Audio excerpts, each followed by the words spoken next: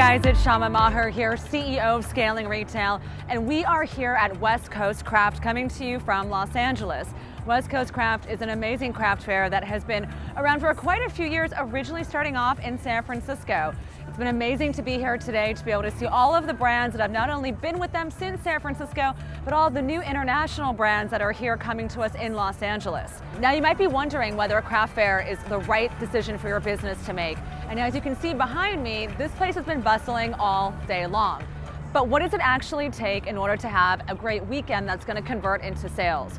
Well, during a couple of our brand interviews, we found some amazing strategies that have actually led a lot of these brand owners to cultivate and get their audiences activated in spaces like this. Let's break down exactly what they are. Number one, when it comes to being a global brand or having an external brick and mortar presence or even just being an e-commerce company, it becomes extremely important to ask yourself, how can I activate my digital footprint to get people to convert?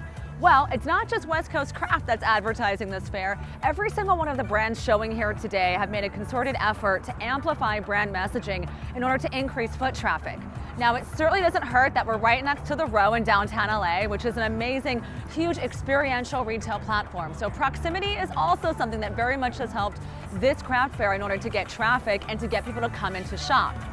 What are the other things that are working? Well, we saw a lot of great booths that spent quite a bit of time merchandising and creating their own in-store experiences within a small 8x10 space. Sounds difficult?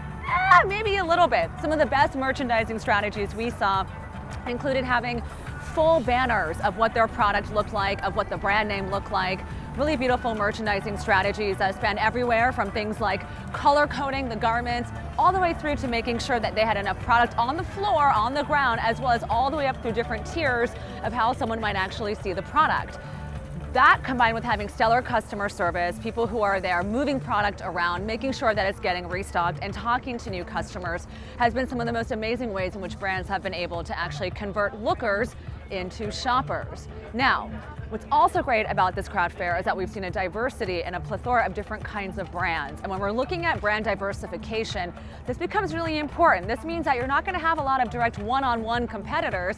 You're going to have people that are coming here to look for all sorts of kinds of product and maybe walk away with something special for them. So you might be asking yourself, is this going to be a lot of work to go into it? I have to merchandise, I got to get the right customer service, I have to inventory plan. This is actually part of a concerted effort and should be part of your distribution strategy. Many of the brands that we spoke with today, including some of our clients who are also big fans of craft fairs, have all agreed that this is one of a few different go-to-market and scale strategies in order to get in front of your customer. Take a craft fair and combine it with your digital e-commerce presence, as well as selling through Instagram and DMs, as well as probably in your own brick and mortar or wholesale, and you actually have an amazing touch point that's going to bring together people from all over a city who are going to engage in your brand and hopefully buy your product. So what are some of the key things that you need to consider before you do a craft fair like this? Well, number one, it's not just all handmade goods, right? So if you're a company that actually produces at scale, you can also participate. This might be for you. The second thing to consider is what the cost of the booth is going to be, what are staffing costs going to look like, and how are you going to merchandise the space. To be honest with you guys, people who have not invested in merchandising their spaces, it's pretty obvious. They're the ones that have not as much foot traffic and are clearly not seeing the benefits of being able to create an in-store experience in a large-scale environment like this. The other thing to consider is really the time and labor that you're going to need to be here. If you are a brand owner, you should be the one behind the scenes. It might be a good idea to have customer service, but you may want to plan to have your entire weekend be dedicated to being on the ground.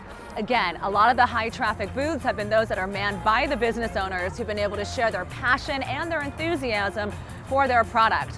When it comes to planning ahead of time for things like a craft fair, it's not just simply a last-minute investment or last-minute decision. You should be looking to integrate these kinds of strategies into not only your summer selling strategies, but also in your holiday gift-giving time periods. Why is that important? Well, during the spring and summer, everyone's out and about. It's obviously beautiful. And here in LA, it's mostly beautiful all the time. But when it comes to those very special times of year that we really focus on gift giving, the holiday is really the big push. A lot of people today were selling products not just for people to buy for themselves, but a lot of gift giving items. So if you're big on accessories, tabletop items, small giftables, and even things that are within, I'd say under $100, under $200 as far as gifts for yourself, this is going to be a great environment for that.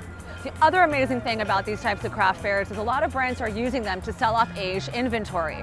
Almost every single person we saw had specific and strategic markdowns or POSs only available this weekend. Why is that? Well, you have to entice your customer. Otherwise, this becomes showrooming and you never know if you're going to convert the sale. So make sure you have strategic sales and POSs in order to get people to buy today. Now here at Scaling Retail, we spend a lot of time working with clients on distribution strategies. How do you actually stress test a product? How do you know you have the right price points? Craft fairs can be an amazing opportunity to be able to know exactly if your product is landing with that customer. If you want the right guidance, if you want to know how this stacks up with your wholesale, retail, and your e-commerce distribution plans, you're definitely going to want to send us an email at hello@scalingretail.com. Today we spoke with so many brands, a lot of them finding their way over years and years of trying to figure out the right strategies for them. We're fortunate enough that our clients get to see results, amplify, and grow at scale much faster than those who are still wayfinding. So, to get a strategy together, amplify and scale, send us an email at hello@scalingretail.com and find us online at scalingretail.com. Thanks guys, bye.